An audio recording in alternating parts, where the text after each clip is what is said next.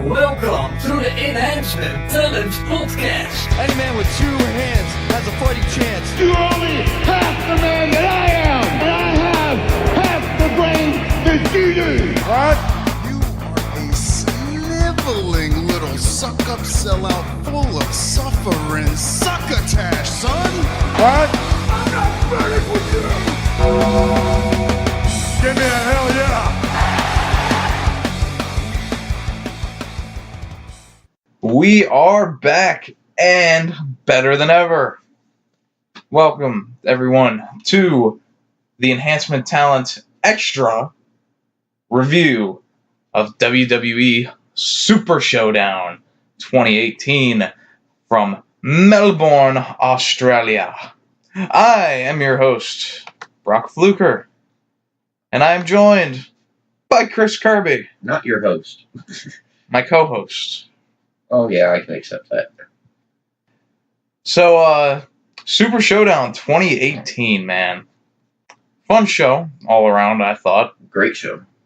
A lot of good matches that we're going to dive into, including the Undertaker and Triple H for the last time ever in the main event. We had a great Cruiserweight title match, some other good title matches with the Bar New Day, which kicked off the show. We'll get into that in just a second. Chris, overall thoughts on this show? Overall impressed. I mean, we'll get into each match. There was a couple I wasn't happy with, but overall, I can't complain for sitting for 4 hours. Yeah. So, the only complaint I really have is that there were a lot of matches that I feel like we could have cut 5 minutes off of. Or not have it all. Yeah. In one case, which we'll get to. But Well, in 2 cases, I think, but we'll get there. okay. But other than that, man, everyone on this show I thought gave it their best. Some really good match quality. And it kicked off with the Bar going up against the New Day for the SmackDown Tag Team titles. And a plate of pancakes. And I definitely wanted Cedric and Buddy Murphy to open the show, like I said last week. But New Day are always a good opening act that can sort of get the crowd going because they're always over. So this isn't a bad opening match either. Good way to make sure the crowd's hyped for the rest of the night. Surprisingly, the New Day go with Kofi and Xavier Woods as their two. They leave Big E on the outside, which is always surprising to me. Well, if you think about it, go back to all the pay-per-views. It's Kofi and Woods more than Big E. Yeah, they've been doing that a lot lately. So they started off quick with a lot of offense, which they normally do when it's Kofi and Xavier. They try to quicken the tempo of the match. Oh, they quickened it all right. Yeah. So Kofi hit a dive on both of Sheamus and Cesaro, but they caught him. Xavier tried to dive off the apron. Sheamus caught him and put both of them into the post, which led to them getting control of the match. Sheamus beautifully is going for the 10 beats to the chest that he does on the apron. Yeah. And he gets to 4. And the whole crowd is into it. They're all counting along, and then he just stops. And then the whole crowd is like, oh, hey, boo. Yeah. I liked that. Good stuff from Sheamus. He plays a good heel. Yeah, good stuff. There was a really nice double team with Sheamus and Cesaro, when Sheamus just threw, I think it was Xavier. He launches into the air and Cesaro uppercuts him coming down. Mm-hmm. That was nice. And we got a Cesaro swing here, too. You haven't seen that in a while. Not in a while. And Didn't last very long. he didn't do it as long as he could have. But yeah, it was still nice to see that. And But did he swing the opposite direction? I think Graves made a comment about that. He made a comment. I don't know what he said, but I'm trying to picture. I think he did swing a different direction this time. I'm not sure. But he goes from that into the sharpshooter, which eventually Kofi would break up. Cesaro would later go for a roll-up with his feet on the ropes, but Kofi would knock them off for Xavier to kick out. And Kofi would hit Trouble in Paradise to Sheamus on the outside. Woods would tag in Kofi, and they debuted a new move here. I don't think I've seen this one a couple before. new moves debuted tonight. Yeah. Oh God. You know what I'm talking about. I already know. But Woods hits a backstabber in the corner after tagging Kofi, and he leaves Cesaro laying on his knees, and Kofi comes off the top rope and hits a double stomp to the chest. Wouldn't it just be like the coup de grace? Yeah, but it's on Xavier's Except on the knees. Yeah. It's a little bit different because the coup de grace, you kind of land horizontally on them, I guess, instead of vertically, and it's more to the stomach and not the chest, I think. Still look cool and painful. It looked great. Love new moves. Yeah, they got the win off of that to successfully defend the tag team titles. Quick match, overall. It really was. Yeah, went around 10 minutes. Not a bad opener.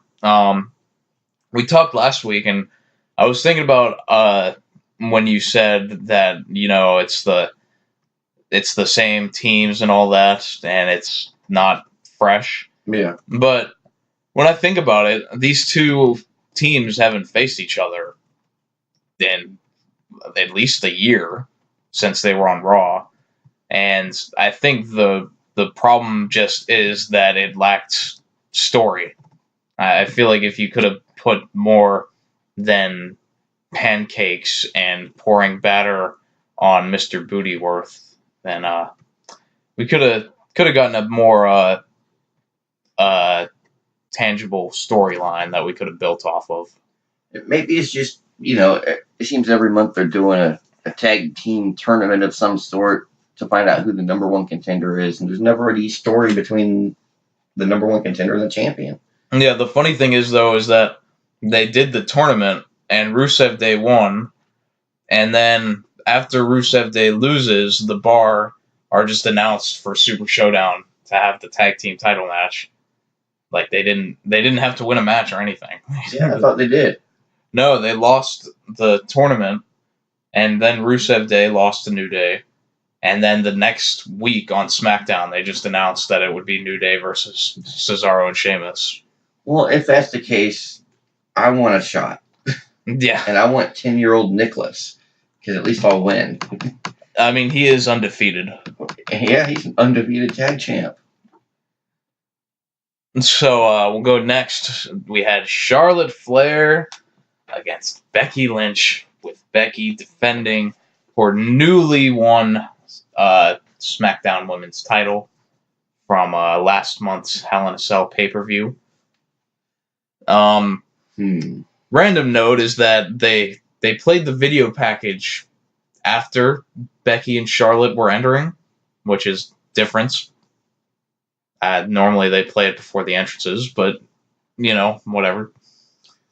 Very pro-Becky crowd in Melbourne. Very. I felt like they kind of muted them during the entrance, though, because you couldn't really hear them during Becky's entrance, if you noticed that.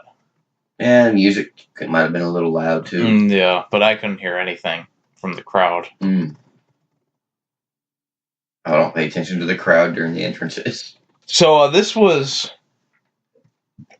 shaping up to be an excellent match, I thought, because these two were working, I don't want to say they were working stiff with each other, but they definitely were very snug in this match, and they were laying everything in.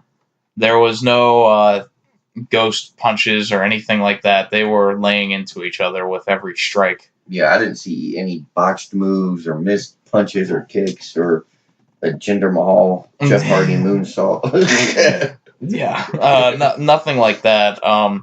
Becky would go on the offense early, pulling Charlotte to the outside. Charlotte was outside the ring, and Becky just pulls her arm to the outside, and Charlotte flips over and hits the outside. Yeah. Becky throws her into the post, and later Becky would do an arm bar, but not like her finish arm bar. So she was working on the arm of Charlotte. And Charlotte, after that, would break out and start attacking the leg of Lynch, both of them setting up for their finishing submissions, which is nice. Charlotte would try a moonsault. Becky would get the knees up. Becky would try a leg drop off the top, but Charlotte would move. And after that, Becky would try to up and leave this match. Yeah. Which I never thought I'd see from her. So, Becky tries to leave this match. She takes her title around, but Charlotte comes out and stops her, throws her back in the ring. And the title is in the ring as this happens. Right on the apron by the ropes.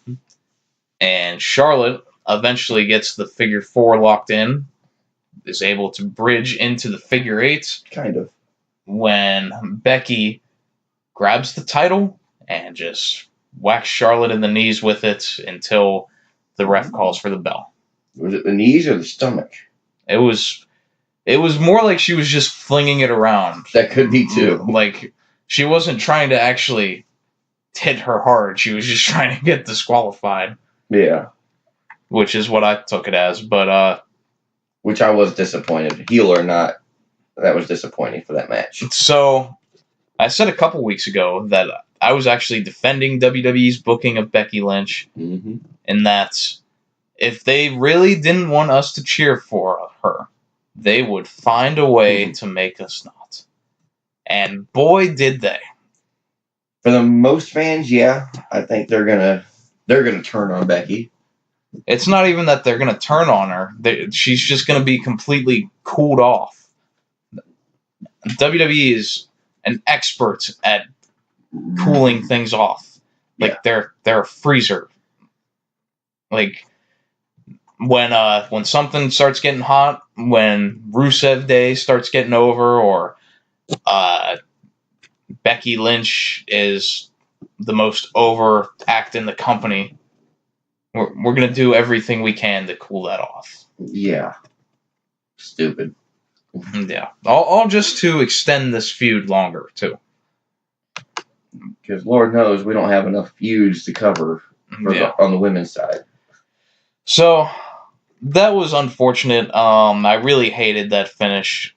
I think it's not even in the character that Becky's been portraying to do that. No. Even if she is a heel, which she's not. But, well, in their eyes she is, but in no one else's. Yeah. But Becky was owning Charlotte to that point. I didn't like this at all. Very lame finish. And what was really shaping up to be probably one of their better matches together. Like I said, they did work very snug, which a lot of wrestlers say that when you work with someone that you're close with, it's easier to work that sort of style. Yeah. Because you can just apologize to each other beforehand. Yeah. Yeah. But I was disappointed in it. Very disappointing. I'm not going to try to stay on that too long. We're going to move on to Elias and Kevin Owens in the ring. Versus Lashley. No, Elias and Owens are in the ring. Oh, you're talking about before the match. Yeah, before the match starts. So, I have here in my notes, we'll see what Elias has for Cheap Heat tonight in Melbourne. And Elias made some sports references. I guess he was talking about soccer because I didn't know it's football. What any of them are. Nah, whatever. Yeah, but come on now. He was playing Thunderstruck from ACDC. Yeah. And are they from Australia too? Yeah.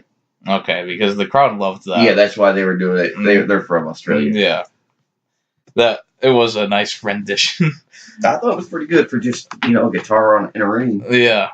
You knew what song it was. That's pretty good to me. Mm-hmm.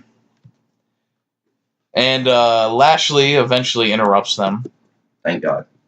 I don't even think they actually spoke much. Not really.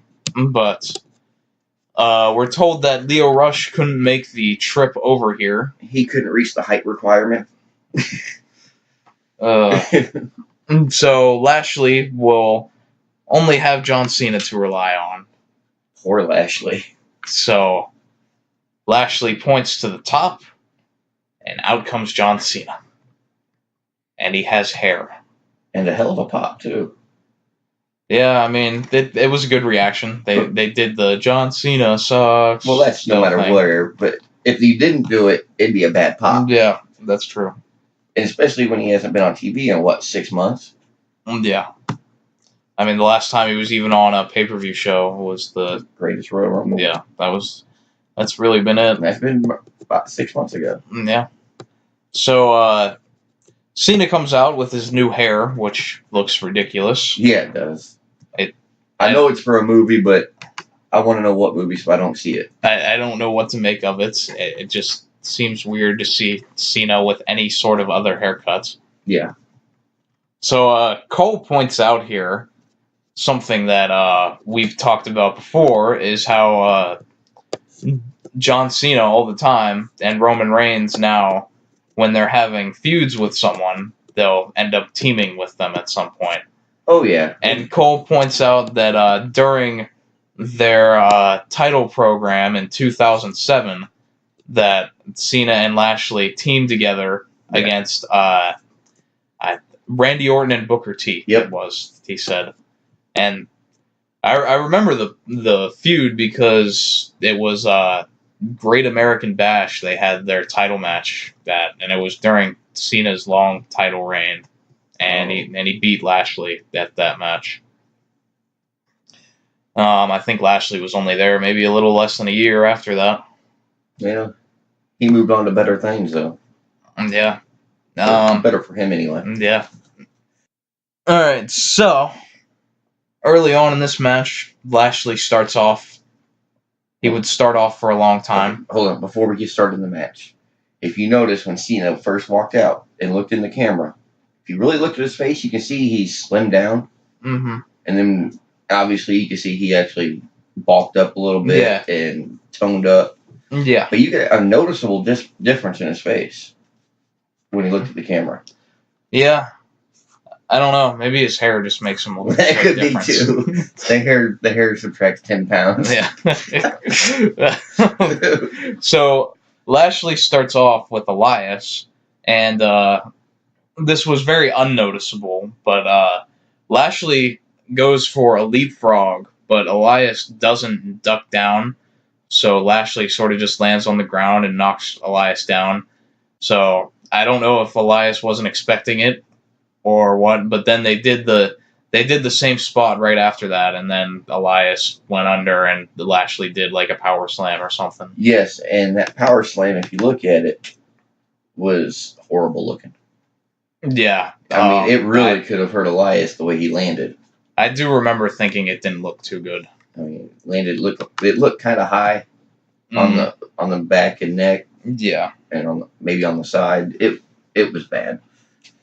Stick to power moves. Yeah. So, Lashley works pretty much this entire match. Oh, he works the whole match. And he starts off on offense for a while until Kevin Owens and Lashley eventually get the heat on him. And this felt like it went on forever. Yeah, it did. And this is one of those matches that could have easily had 5 minutes or more taken out of it to get what we had. As Lashley, it's like every tag team match we've ever seen. One guy gets worked over by the heels. Eventually, Lashley gets the hot tag to John Cena the first time he enters the match. And we'll count along here. Shoulder tackle. Proto bomb thingy where he lifts him up and drops him down. Whatever that move is. Yeah. It used to be his finisher in OVW. I can't remember what it's called. But that's 3. Yep. 5 knuckle shuffle. Yep. Attitude adjustments. Yep. And just when I think the match is over, Cena crosses his hands. Yeah. And in a fist. And waits for Elias to get up. Then he punches him. Does like a running punch. Well, if you look, it kind of looks like he just backhands the side of his Yeah. neck or something. There was some name for this, and the sixth move of doom. Yeah, as Michael Cole called it. But I do not know the Mandarin name. Corey Graves had some name for it, but apparently Cena debuted this at a live event in China sometime last year. Well, that's because if people at home don't know, he's been training with Jackie Chan in China. Which Renee Young reminded us of several times. And I didn't know. This match. Yeah. So, that was the finish. Yeah, Cena gets the pin, and then he grabs a mic, and he cuts a very house showish promo where he thanks everyone. He thanks the fans for allowing him to compete in their country. Yeah, like they had a choice. He says he doesn't know what the future holds, but he's very excited about the present and being here in Australia. Now, I have my opinion on why we didn't see Cena in the match. All right. Just like with The Rock, and why he can't wrestle much is because of insurance with movies. Right. So I'm thinking Cena's filming or getting ready to film, and the company and insurance won't let him take, much bumps and get hurt. Well, he didn't take one bump in this match. But I'm thinking that's why it happened how it did. So my main note on this match was, how much do you think John Cena got paid for this? More millions than I'll ever think of in my life. Because I guarantee you he was the highest paid performer in this match. And except maybe Undertaker. No, just in this match, I'm saying. Oh, just the match. Easily the highest paid performer in this match. And other than that, I'm sure the only people that might have gotten more are Undertaker and Triple H. You can't count Triple H. He signs the checks. Yeah, but he still has... Like, the way it is he has two separate contracts. Yeah, as a performer and admin. And, I'm sure his performer contract is very steep. Well, last time I saw, he made about $3 million 1 year for his matches, and that was it. Which ain't bad, ain't much for just his matches. Yeah, yeah, just his matches. When he's only having like a few a year, like 4 or 5 a year at most. That's really good. But you think with his position, he'd pay himself more. Yeah, I mean, look what Brock. I'm sure it's not entirely just on him, no. But I don't think anyone other than those three. I'm sure those were the three highest paid guys. Oh yeah, and easy. And that has to have been the easiest check of Cena's life. All he had to do was a couple moves, and give a boring speech. I guess he did have to at least travel to Australia, though. Well, and I'm sure he had to enter the match to get paid, and I'm guessing that's why it took so long. He does not get paid by the hour. I was disappointed in making Lashley do all the work. Yeah. And taking all the bumps. I was disappointed. Yeah, this match could have been like 10 minutes less, and I would have been fine with that. But or it could have been 10 minutes longer and have more interaction between all four superstars. Now, before we get to the next match, did you watch the commercial? I was just about to ask you about that. So you probably know what I'm going to say. So, this commercial, what's the company? Do you remember? The Great Australia Taste 4 and 20 meat pie. 4 and 20 meat pie.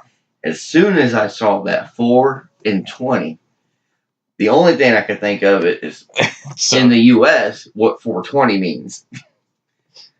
So it was like a pot meat pie. Ooh.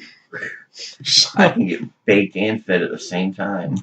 So this commercial, Naomi walks into a hotel room, and there's rose petals in a line on the ground. And she walks by 2 glasses of champagne. She follows the rose petals into the bedroom, and there's like a heart. And then she goes into the bathroom, and there's her husband, Jimmy Uso? I think it's Jimmy. Who is in the bathtub with this meat pie. eating it, candles lit and all. Yeah.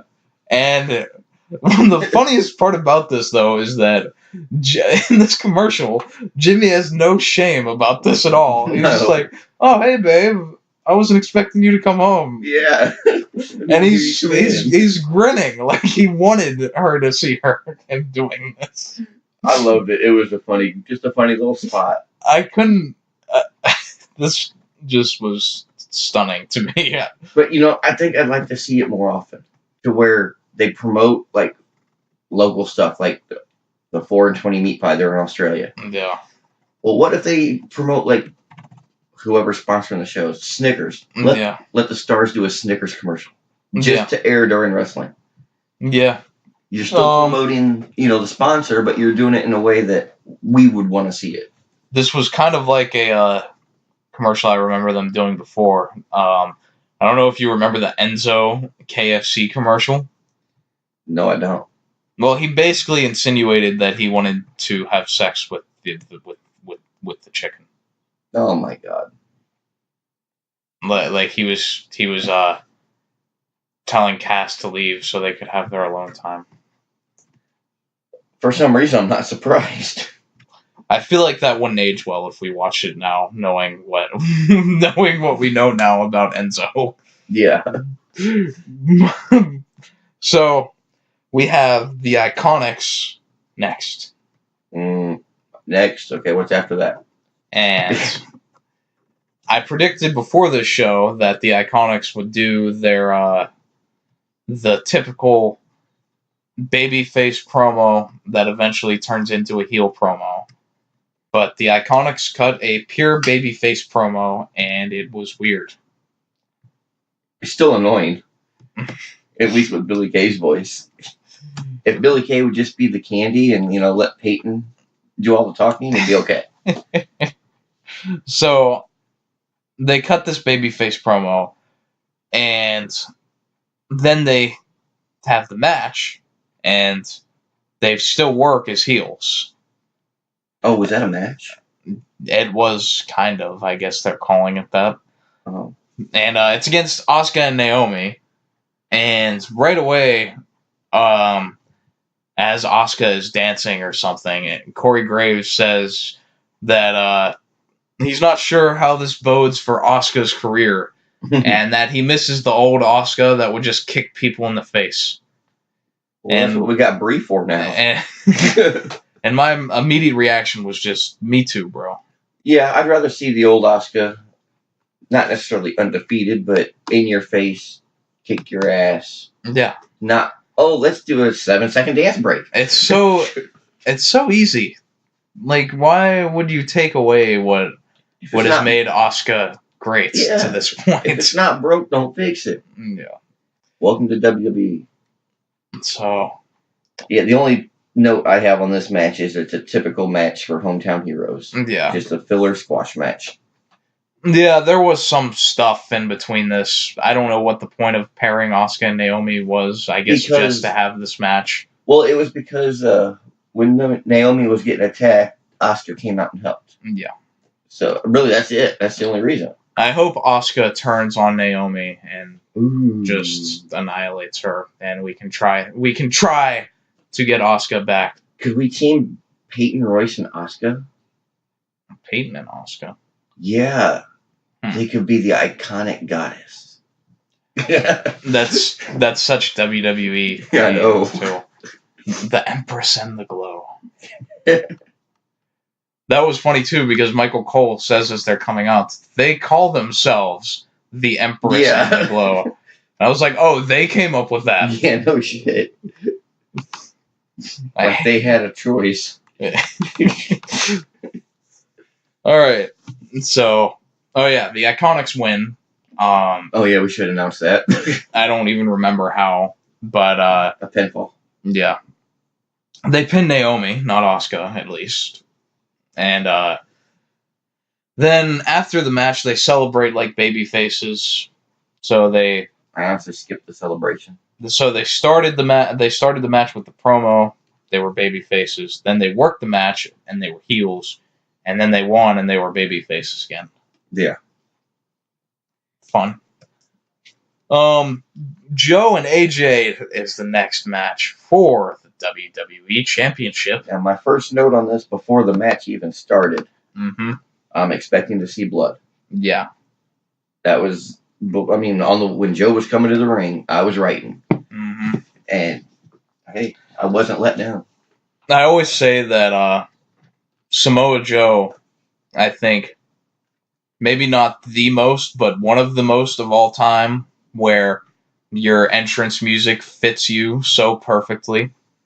And that entrance and that badass walk to the ring, it just fits Joe so well. It does. Especially going into a big fight like this. And there's only a handful of people you can say that about. I mean, I would say the most, the best is Stone Cold.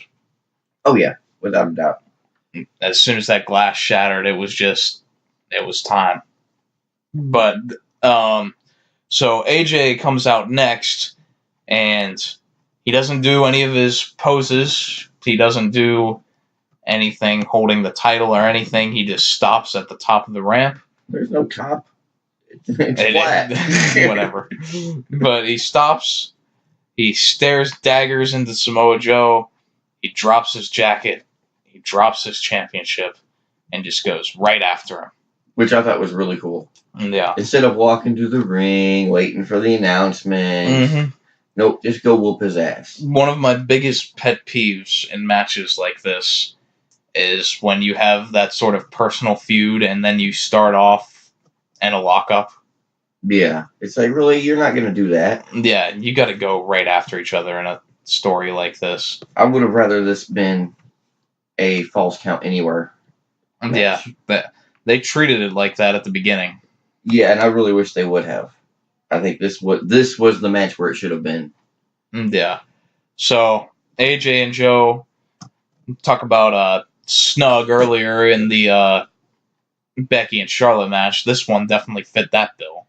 Except a little snugger. A little more on the stiff side. Yeah. Which, again, AJ and Joe have been around each other for many years, like the last 20 years almost, since they were they know each other in TNA together when the company first started. Yeah, so I mean they've got history working together. They know they've got chemistry. Yeah, I'm sure this was another one. Apologize beforehand because you're gonna hit each other pretty good. Yeah. And right at the beginning, man, Joe chops the ever-living piss out of AJ Styles, and the sound it made, it sounded like a gunshot. Yes. And Joe kind of takes control of the early part after that and just beating on AJ. He hits a big clothesline that busts AJ's lip open. Oh, when he turned him inside out. Yep. There's your blood there. Yep. And they went a while before they actually used any weapons. Which I was surprised. I figured in this match, AJ would have grabbed something. Yeah. So Joe first brings in a chair, but Styles would dropkick the chair into Joe's face, and Styles would set up the chair with Joe in the corner and would run up on it, but Joe would catch him in a Uranage right onto the seat of the chair. And I don't know, I tried watching it a few different times. He just did not hit that chair like he should have. Yeah, it didn't bend the way that it... And he started grabbing, like, his hip right after. Yeah, I think it was more like he just, like, slid off of it. Okay, just maybe a bad hit on it. But yeah, normally when they do that, the chairs are screwed after that. But this one wasn't. Yep. So, the crowd, as they typically do in these sort of matches, chants, "We want tables." Oh, of course. And Joe is the one who eventually goes out and gets the table. And that was the biggest pop of this match. Yeah. Which, it should have been AJ that got the table for the pop. But, Joe's the heel, so let him introduce the weapons. So Joe would try a superplex through the table, but AJ counters out of it and does an electric chair through the table. And he landed awkwardly because Joe, instead of landing on his back through the table, he sort of goes like hip first through it. Right and on his leg. yeah, and he's clutching at his knee, and the ref is trying to talk to him, and you can audibly hear Joe through the camera. He says, "I heard something pop." Yeah, I heard it pop. Yep. Yeah, and I'm sure that was intentional, being that what we had later is that AJ would calmly back the referee away and just go right to work on that knee. Which I kicking. enjoyed. Yeah. No, this was when AJ really sunk in to get his revenge on Joe for everything he's done. It was really good.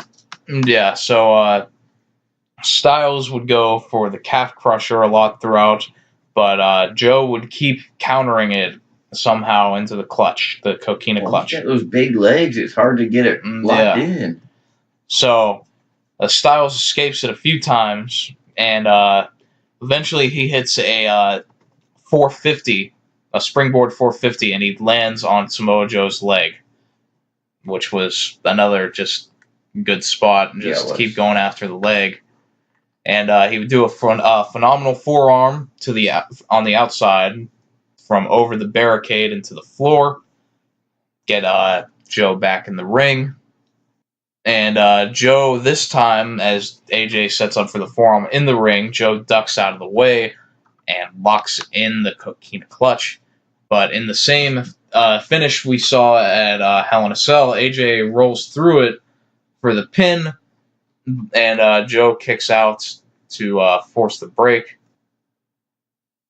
We didn't mention it, but the first chair shot that AJ got on Joe. Yeah.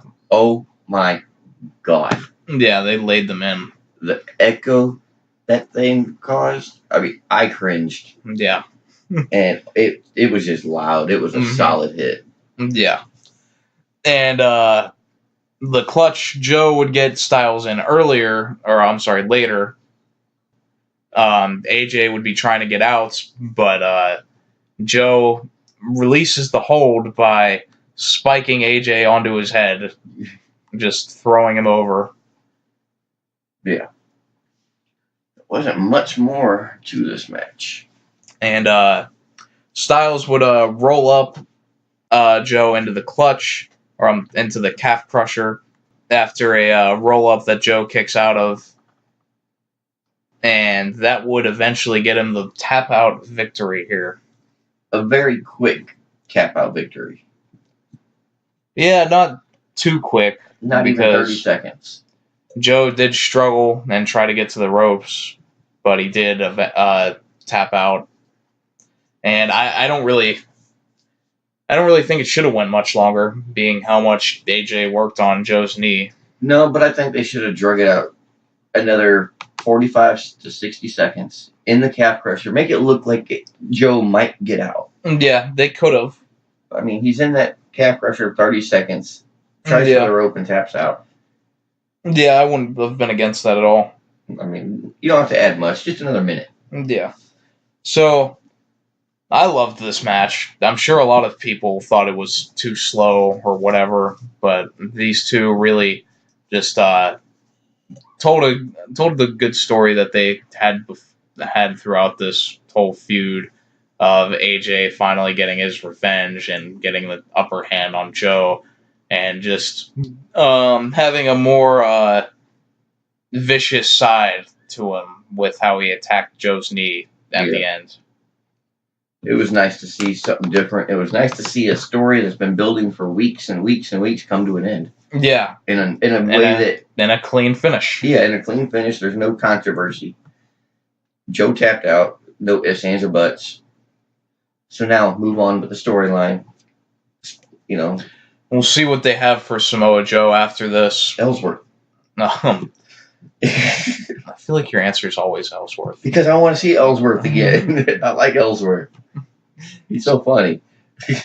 So, Styles will move on to face the winner of Miz and Bryan, which we'll get to later. Mm-hmm. But Samoa Joe, I'm not sure what you do next with him after he failed this many times at the championship. you have to move on or actually I'm not going to say get rid of them, but switch brands. Move them to Raw, yeah. Do a mini shakeup for a few people. Yeah, I think we need that for a few people that have just gotten to the point where there's not much else they can really do. They're just stale. Yeah. But I do have it as this was the best match of the night so far. Yeah, to this point, it was the best match Now, of the night. I've got a few of those, but it's always up until that point. Yeah. Which I guess, every match could be the best so far. Yeah. So we had the Riot Squad going up against the Bellas and Ronda Rousey. Up next. Oh, yeah. So Corey Graves pointed out that Ronda's first UFC loss and what really turned her career around was in Melbourne, Australia. Oh, really? Yeah, I found that fascinating. Yeah. I didn't catch that. Yeah. So Nikki and Ronda argue over who's going to start the match.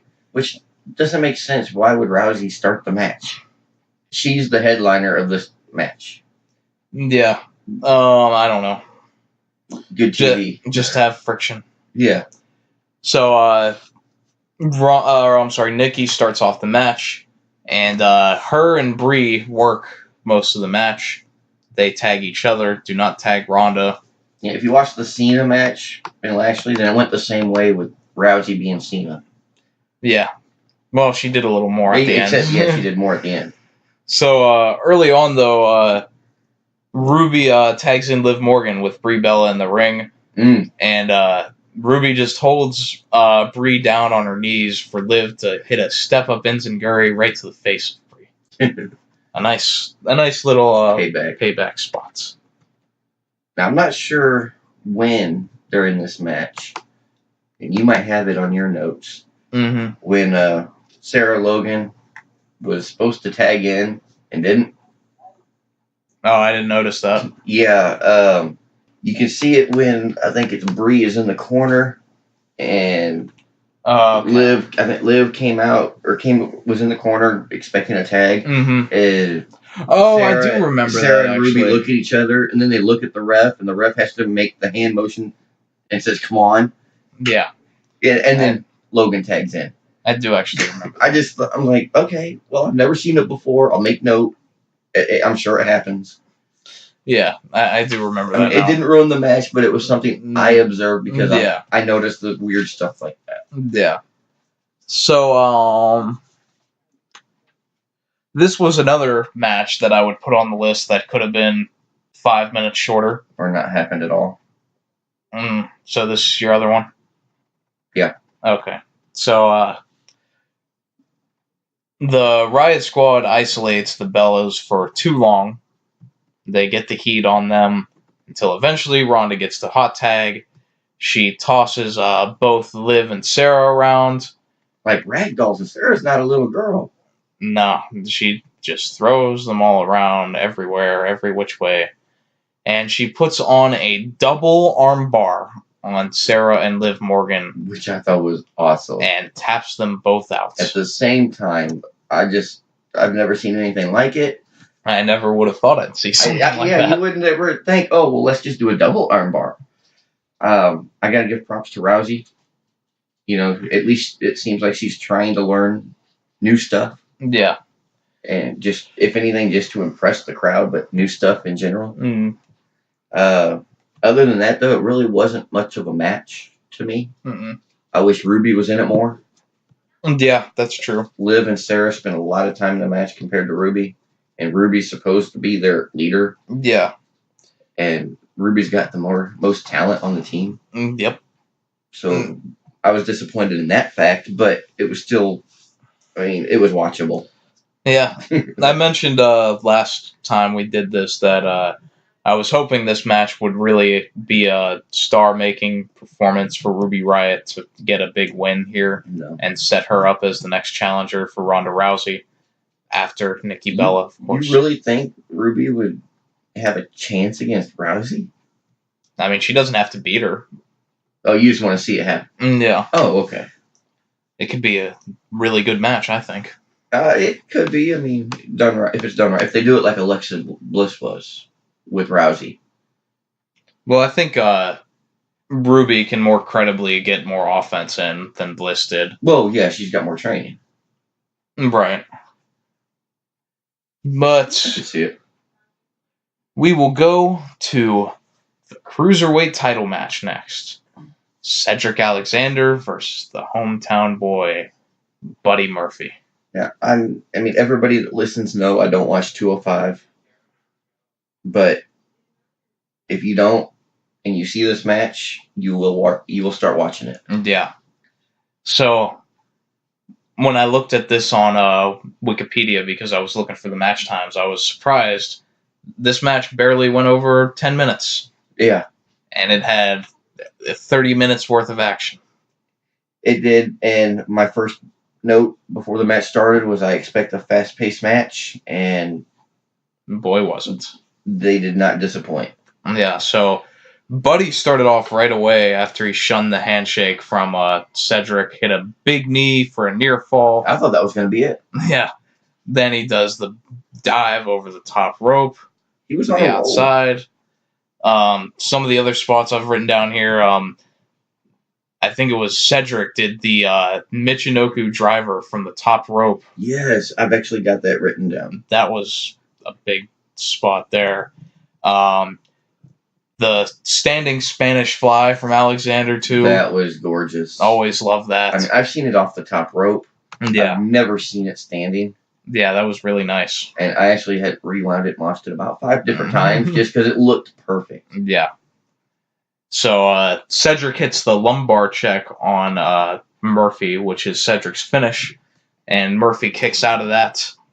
And Cedric looked shocked. Yeah. Cedric sold that really well. Murphy would later hit another knee to Cedric as Cedric's coming off for a springboard, and Murphy does what I guess is his finish. It was like a pump handle driver. Yeah, I'm not sure what you would call it, but it looked cool. Yeah. And that gets him the win. And the new Cruiserweight champion, Buddy Murphy. But he looks like he's over 205 pounds. I'm sure in reality he probably is. Maybe he's 204.999. Well, they actually had the storyline before that he didn't make weights early on. I heard something, I think it was Graves, that said something about he lost some weight. Yeah. So, great match there. Definitely one of my favorites of the night, if not my best match of the night. Big ovation for Buddy. This was a star-making performance for Murphy on the biggest stage he's ever performed on. Yeah, in front of 70,000 and everybody watching. No. Big match. Oh, it was a great match. I'd like to see him actually get out of cruiserweights, though. I'd like to see him in more of a U.S. title shot. Yeah, maybe eventually we'll get there. I mean, he did great in 205. I just think he's got the look that he could do a lot more than just cruiserweights. Yeah, he definitely could, and so could Cedric for that matter. I think Cedric could be a world champion someday. I mean, look at Rey Mysterio when he was heavyweight champion. Mm-hmm. Now, of course, I'm going to WCW, I think. Well, he was world champion in WWE, too. Yeah, but I think when he was a champion in WCW, he was a lot smaller. Okay. So, but still, he was a cruiserweight then. But he was the heavyweight champion. Yeah, they need to let them mix them mix it up. Quit having all the like you can have them heavyweights. You can still have them be a cruiserweight and compete against other people. I mean, what do you think they did before the cruiserweights had their own division? Yeah, they wrestled the same people. That's why everyone else we get mismatched matches like Rey Mysterio versus Big Show. Yeah, but that's what made wrestling fun to watch. Yeah, now it's predictable. You hear that, WWE? Fix it. All right. So we go to the Dogs of War, I guess I'll call them now, against the Shield. And not me, I stole your notes. They're BDD. So this was a pretty good match. I thought it went a little long, but yeah, they could have cut a few minutes out, but it was good. They started off right away as the Shield enters through the crowd. They have some sort of like face mask on. Yeah. Which I thought looks really cool. It suits them. Yeah. And they surround the ring, and start things off right away. In typical Shield style. Yep. Chaotic, all before the bell. Yep. Shield tries a triple power bomb on Strowman. Drew and Dolph would intervene, and eventually the match starts with Dolph throwing Rollins into the ring, and they worked on Rollins A lot. for a long time. This is the part I really thought just we could have went without. At least make it a little shorter. Oh, yeah. So Rollins gets worked over throughout a lot of the match until eventually Rollins gets the tag into Dean, and Dean would come into the ring, and later we have the spot where Drew would duck Roman Superman punch, which inadvertently hit Dean Ambrose. That was later on in the match. Yeah, I didn't write anything down after. Oh, Dean got okay. I'm tagged sorry. in, so. I'm sitting here waiting for you to get to my notes, so to cover where I'm at. Yeah, the point was that Seth got worked over for so long. I just made a note when he finally tagged Dean. Oh, okay. But later, Roman was in the ring with Drew, and he inadvertently hits the Superman punch on Dean, furthering the friction between the Shield that has built up to this match. And before that, though, you got to see Strowman fly off the top rope and miss. Was that before this? Yep. Okay. Yeah, Strowman does super fly, does not connect at all. And later on here, as Dean is still on the outside recovering from the Superman punch, eventually the Shield the Dogs of War surround the ring, Shield style, and it's great imagery here because you see Ambrose getting up in the fourth corner, Yeah. on the fourth side of the ring that they don't have covered, and he's crawling up on top of the apron, and you just see him look around, and like he's pondering what he should do, and all four of them get in the ring at the same time, but Dean goes straight after Strowman. Yeah. And drop kicks him out of the ring. I was almost convinced he was gonna turn. Yeah, they made it seem that way. They are really pushing, how they're doing that and making it look good. Yeah, Making it believable. right. I definitely agree. So Dean for now is still aligned with them, and this is where things really started to pick up. I thought after this point in the match. The double crossbody, was that before? Yeah, I think that was earlier when was it Rollins and Ziggler that did the double down? I wrote Ambrose, but it couldn't be because Ambrose wasn't in the match. It might have been when Dean got into the match. Okay, it might have been. After Seth was getting worked over. It has to be one of the hardest hitting crossbodies I've seen probably ever. Yeah, they did the nice double down there. It was, and I had to take note because, you don't see it very often anymore. Yeah. So, after Dean takes out Strowman to the outside, we get a triple powerbomb attempt on Drew McIntyre, but Braun Strowman just plows over everyone, including Drew McIntyre, and knocks everyone out. Which was just cool. It was just like seeing a big bowling ball knock down the pin. Yeah. So, we get Rollins and Reigns knocked to the outside, and Strowman steamrolls through both of them, running around the ring as he does. Which is always fun to watch. I don't care who's getting hit. It's fun to watch him do it. Yeah. So, especially KO. Dean kicks out of a zigzag in the ring from Dolph, and Strowman is yelling to throw Ambrose out of the ring. And run him over. And he throws him out of the ring, and Strowman digs his feet in and gets a running head start, and is running towards Dean when at the very last second, Roman out of nowhere, actually, Roman is able to get up and spear Strowman through the barricade, which I didn't see coming. A lot of times I can see the movement in the background.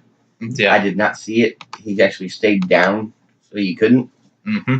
So props to Roman for that. Yeah, you didn't see him come into the shot until the very last second. Yeah, well, he's a big guy, so it's hard for him to stay that far down out of camera range. Yep.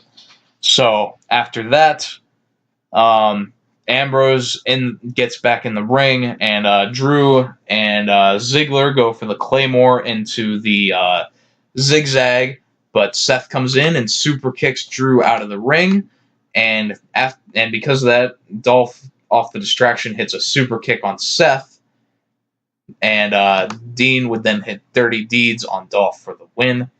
And what is so poetic about this is that the whole story going into this, and what Braun and Drew and Dolph were telling Dean going into this, is that Dean makes all the sacrifices, and he's the one who's had to sacrifice and help the Shield when they need it.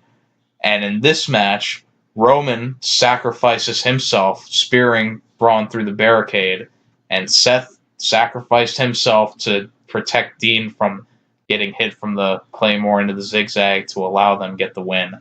I don't know who made note of it, who commented, but somebody mentioned that all three members of the Shield sacrificed something tonight for the team. Yeah, I thought that was really good storytelling in this match, going with everything going into it. That was a really good finish to this match. It started off slow with Rollins getting worked over, but man, when it got to the high point, it really delivered for me. Yeah. So up next, we have 2 matches left here, and there's about an hour left at the show at this point. So if you're watching live, it was like 8 a.m. Eastern time. So it's Miz entering the ring first. And he begins to cut a promo, and all he gets off is that earlier tonight, AJ Styles defeated Samoa Joe. And before he gets anything else out, Daniel Bryan's music interrupts him, and down come Daniel Bryan with the yes chant, 70,000 strong in this crowd, all yes chanting. 70,309, I believe. So I can basically go over this whole match in one breath. So Miz would go for the ribs right away, which were taped up for this match as they were previously worked on, and Miz would attempt to, or Bryan would attempt the running knee on Miz. Miz would get out of the way, and then Miz would hit the running knee on Bryan for a near fall, and quickly after that, Bryan gets the inside cradle on the Miz. 1, 2, 3. Yeah. This match went 2 minutes. I feel there was a miscommunication somewhere, and either the Miz forgot to kick out or Bryan forgot to let him up. Yeah, the thing with that is with how long the Taker and Triple H match went, I think this was just what was supposed to happen. Maybe with all the build up with this match, of all the matches. Yeah, and there were so many matches I said that could have just lost 5 minutes, and this one needed more. It needed those 15, 20 minutes that the other matches could have done without. But I think I get the reasoning for this is that it's a setup. They want to revisit Miz and Bryan, and they don't want to give everything away yet. Well, you can have a good long feud, but you don't have to have 2-minute matches. Yeah. People paid money to go see this. I'd demand a refund after that match. Well, I think everyone was just happy to see Bryan win. Honestly, I don't care if he would have won or not. There just wasn't anything to it to really care. Yeah, but we do have to look forward to Daniel Bryan against AJ Styles for the WWE Championship. And I can't wait for that because it's going to be awesome. That should be a hell of a match. Even though it's going to be in Saudi Arabia. I don't care. So, now, they keep going back to Saudi Arabia. Are we going to have a Middle East title now? Well, Braun Strowman won the greatest Royal Rumble title that they never used after that. Yeah. Not much else to say about this. We'll see where it goes. Anywhere is better than where it is. And also announced after that was that we'd have a rematch with Charlotte and Becky for the title on Tuesday. Which I kind of saw coming. I thought it would be Evolution. Yeah. But because I don't see a title changing hands on TV. Yeah, maybe they'll do another screwy finish. Are they in Montreal?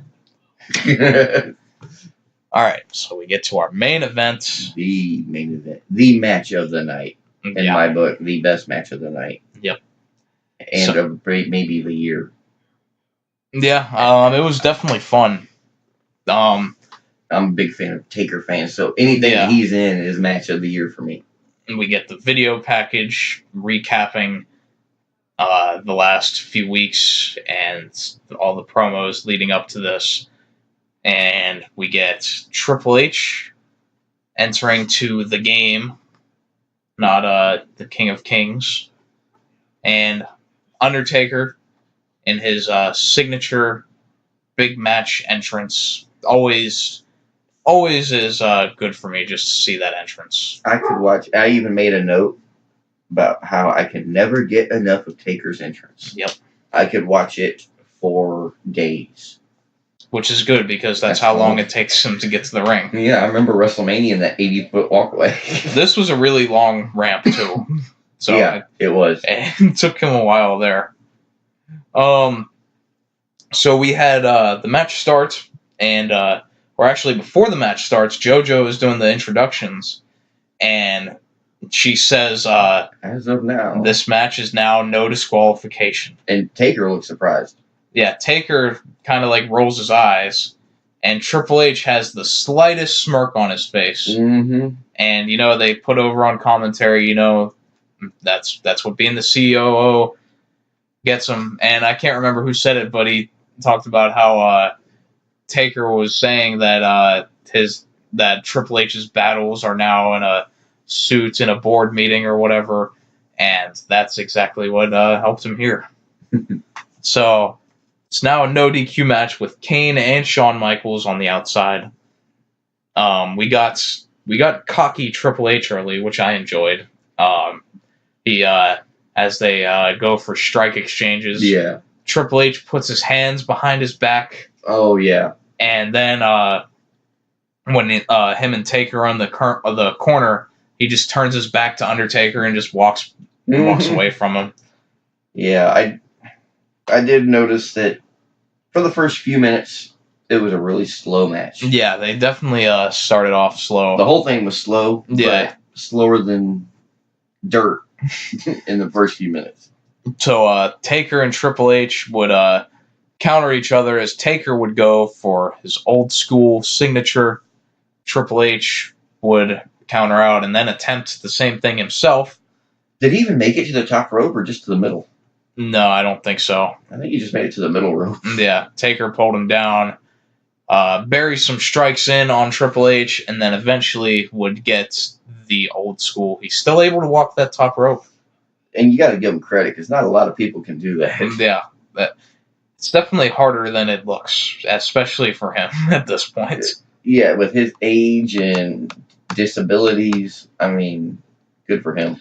Yeah, so Taker would go for Snake Eyes, and Triple H would connect with the running knee as Taker was coming off for the boot. Mm-hmm. And this is the first bump we see Taker take in this match. And it would be the first of many. And I really thought it'd be the first of the last. Yeah, surprisingly, Taker really gave us all he had here. I honestly thought it was going to be another Cena match where Taker was in charge 100%, didn't take a bump. Yeah. So Shawn Michaels was a pest to Taker throughout this match. Oh my God. Yeah, let's get started on that. Triple H would clothesline Taker to the outside after Michaels distracted Taker for a slight moment. Taker would land on his feet and tried to chokeslam Michaels before Triple H would intervene and get Taker back into the ring, send him into the post. And then Shawn is just overtly helping Triple H as he sets up the table for him on the outside. Which is funny because why isn't the ref saying anything? Well, it's a no disqualification match. But if you look, every time Kane started to walk anywhere, the ref was on his ass. Yeah, I do remember that, actually. I mean, Kane couldn't fart without the ref saying something. But yet Michaels is over there setting up tables. Well, it's not like the ref could have stopped Kane. Well, no, but why say anything? Yeah. I did note early that I'm not sure how much help Kane has been because he's just let all this happen. I've got a note here somewhere that is pretty much the same thing. There's just no.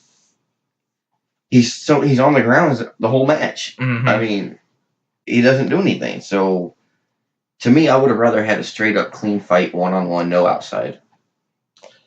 Yeah, but being that Kane did not get involved like Michaels, yeah, and it wasn't an equal match, I think 1-on-1 would have been better.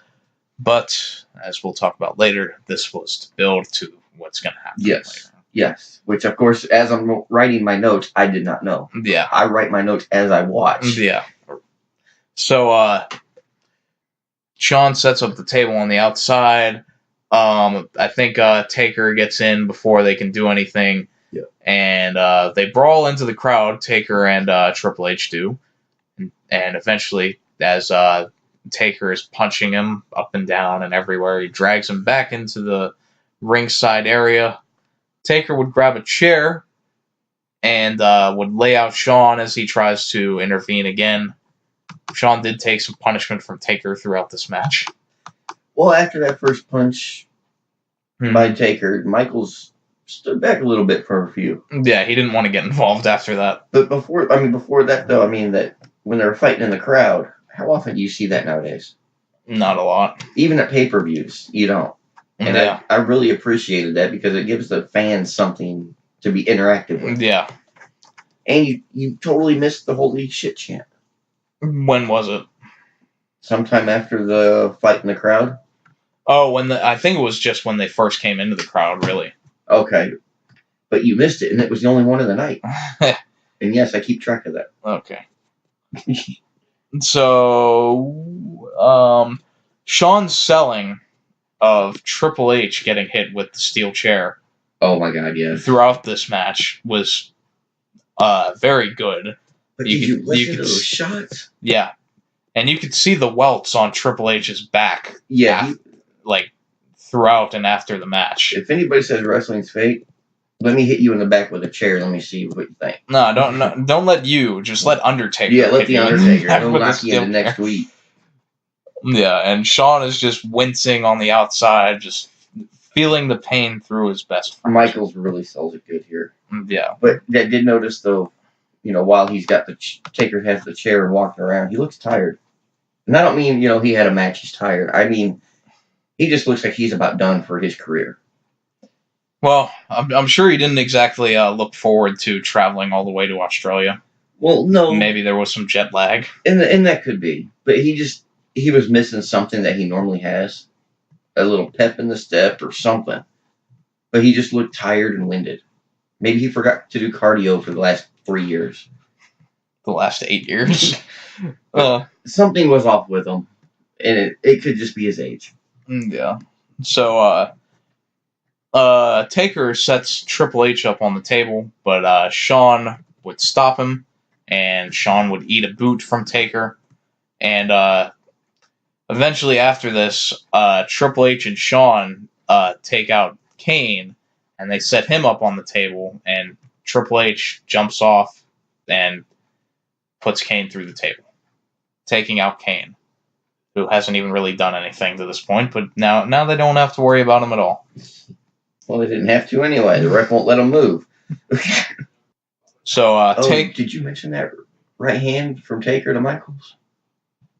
I think so. Because it looked like it clocked him good. Yeah. I know he sold it, but he sold it good to where it looked real. Yeah, Undertaker strikes always look good, and Shawn selling them. And, it was enough to make me note it. Yeah. So that's something to me. So, Taker would get Triple H in a chokeslam, and then transition into a tombstone, which Triple H would kick out of, and Undertaker decides to punch the ref in the face because of this. Oh, because he got the 2 count. Yeah. Now, this is going to be funny to me. I was watching this match and watching both Undertaker and Triple H trying to get up. Mm-hmm. It looks like I'm at a retirement home trying to watch 2 people that fell, just trying to get off the ground. I swear to God. Yeah. If you add some gray hair to Triple H, it'd be like a nursing home match. Well, That will be their real last match ever. Is the Yeah. Last match ever. Who's dying first? So there's no ref now as Taker starts to brutalize Triple H with this chair, just whacking him over and over. And he folds the chair around Triple H's neck. And Shawn is like pleading with Undertaker to not do anything. And Shawn gets up on the apron, acts like he's going to get in, then he backs off. Then as soon as Taker turns his back, he runs in, tries to get the blind side, but Taker punches him in the face. That's the right hand I just mentioned. Yep. But the distraction allowed for Triple H to get the spine buster and then the pedigree. And I think by this point a new referee had come out, and it was a near fall for Triple H. The second ref was out there. So Triple H then would wrap the chair around Undertaker's neck. Where was Michaels at? Which Shawn was fine with, I was about to say. Yeah. Where was Kane at? Why didn't Kane come in there and start pleading? Because he was through the table. I forgot. He was out there somewhere doing nothing. So he has the chair wrapped around Taker's neck, and he goes up to the second rope and hits a knee drop onto the chair, or like onto the side of it. But that was supposed to be a devastating move, and you could hear Taker trying to like gasp for air. Yeah. Which was nice. He was selling it well. But at the same time, I've seen that move before, and everybody else sells it to where it's broke their neck. Yeah, that's true. So Triple H would go for the pin after this, but Kane would pull the referee out of the ring at 2. Yes. That was a nice save, because it looked like Triple H was out after that chair shot. Or Taker. Or Taker, yeah. It looked like Taker was out after that chair shot from Triple H. So now both referees are down. And Kane hands Undertaker a chair as Triple H on the other corner gets handed a sledgehammer from Michaels.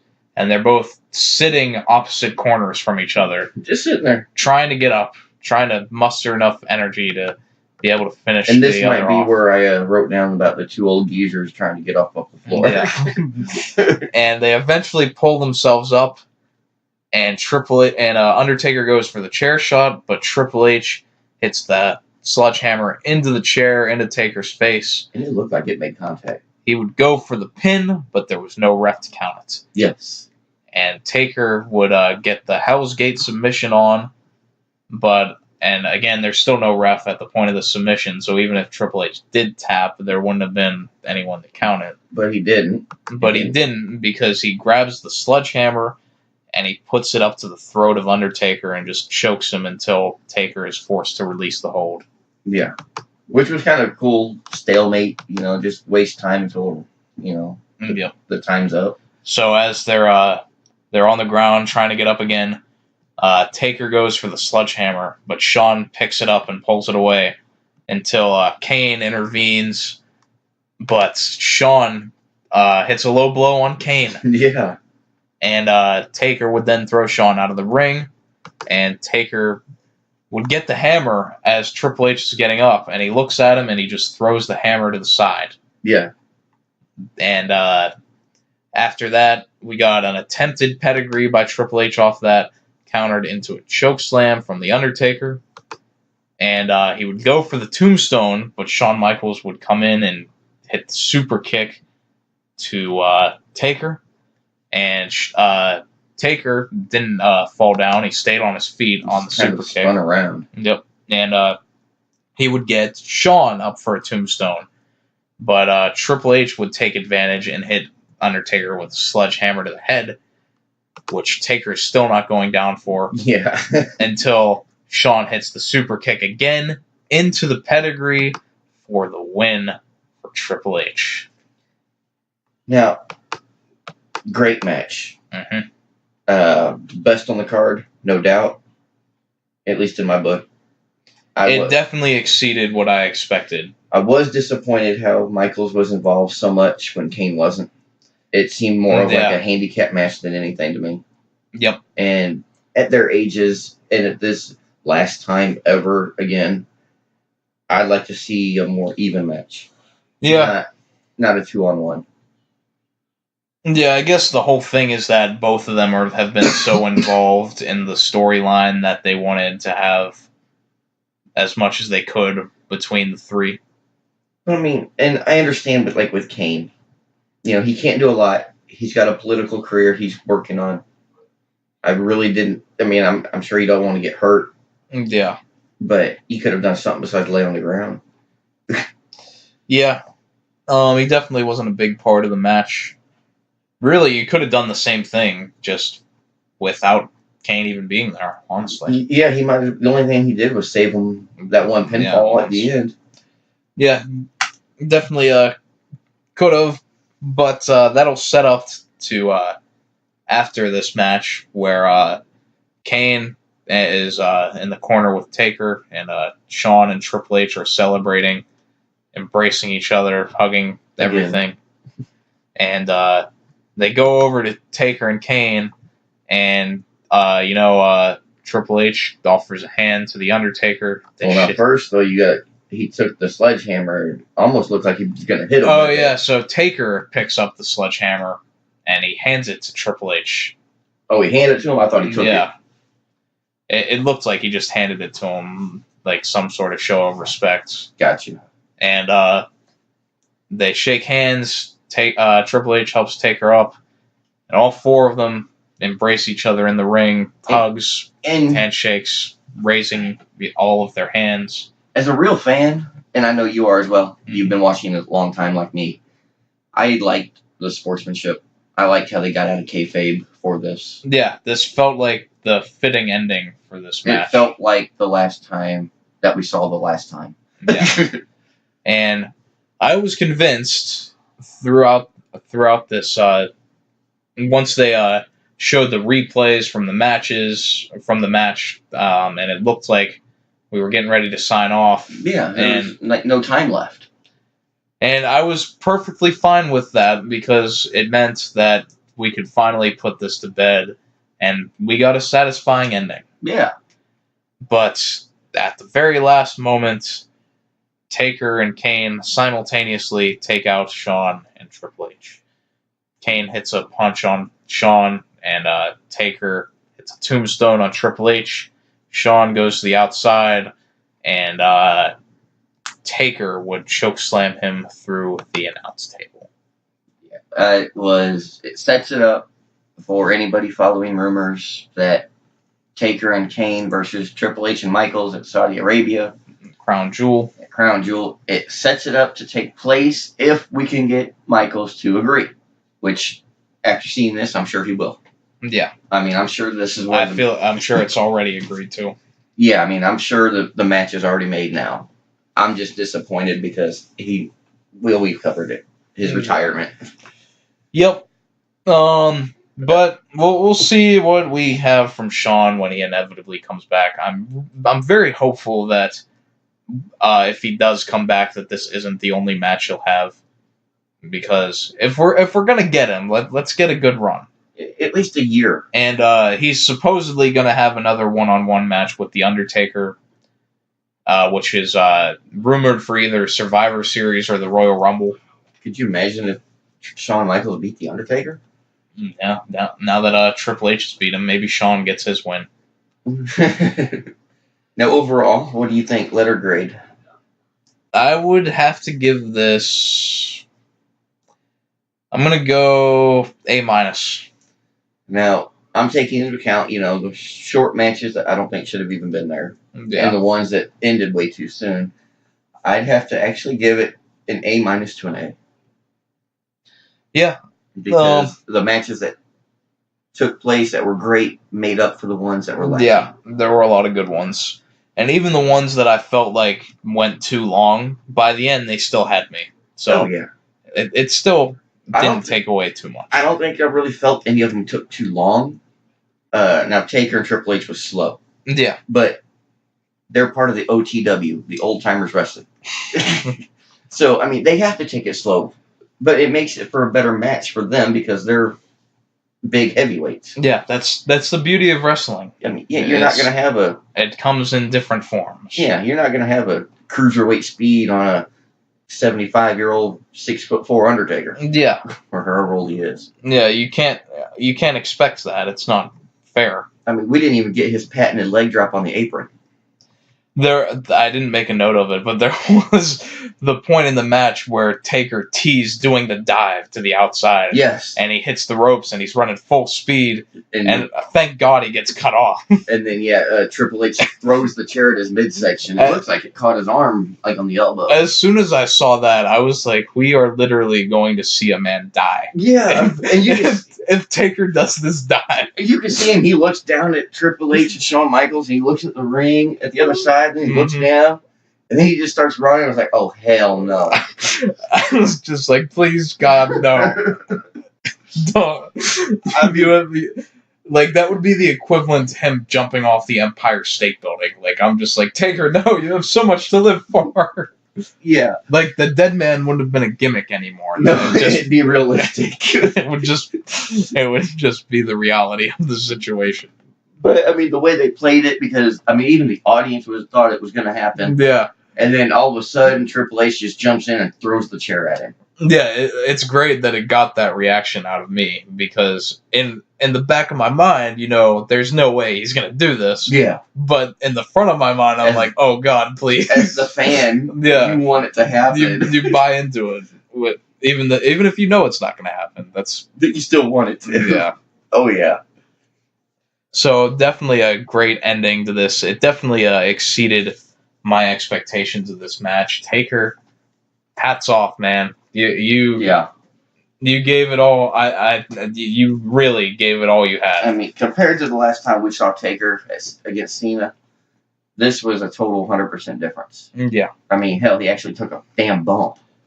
Several. Yeah, well, it took a lot, man. He did, and I'm thinking maybe part of it has to be the surgery he had. Maybe now he's able to. The hip replacement he had allegedly a while back. And maybe that's why he's able to take more bumps now.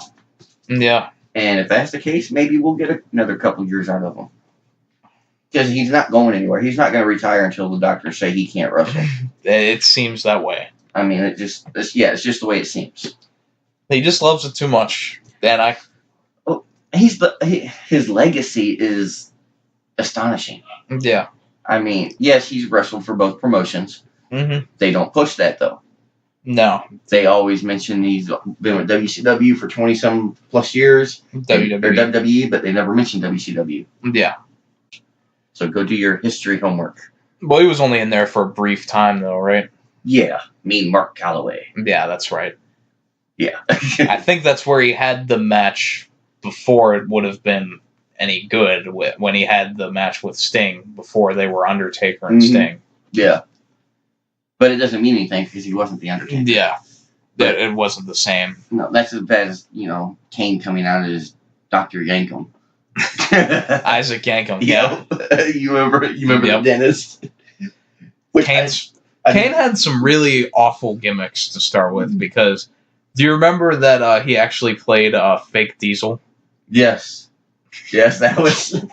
Well, you got to look at who else was that tall enough to do it. But that was good. I mean, he's had a lot of characters over the years, but you got to love him. He's done everything he's been told. Yeah. He's never gone anywhere. He's the greatest utility player, I think, that there's ever been, because he's so versatile that he can be the monster heel. He can be babyface if you need him to. He's good at comedy. He can do both in the same match. Yeah. Yeah, he is. He's the most versatile character that you could have, and I hope they use him a little bit more before he has to, put it up for being mayor. But great show for Super Showdown. It lived up to the super name. But that is all we have time for. I have to go get ready to go to a wedding, so this probably isn't going to be out today as we record it on Sunday. I might just start editing it during the wedding. I don't know. Is that disrespectful? Are you getting married? No. Then it's not disrespectful. Okay. So we'll try to have it out by Monday morning. It's going to be tight. So, as always, man, we are on so many new platforms now. Everything you can think of.